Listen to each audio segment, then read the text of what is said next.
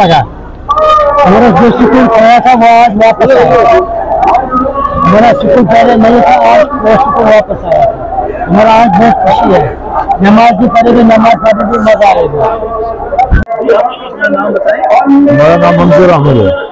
बताएं कि जो आज नूर भाई साहब को रिहा किया गया और वो जामिया मस्जिद में नमाज पढ़ाने के लिए आए हैं, तो आप अपनी राय पेश करें।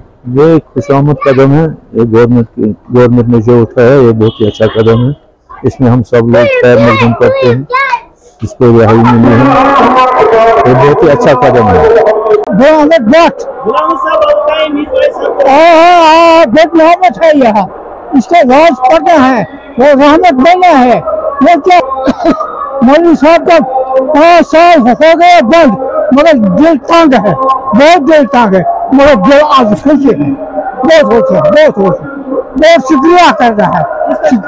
शुक्रिया करने की गवर्नमेंट को शुक्रिया करना, वो राह करना है, दिल क्या करना है।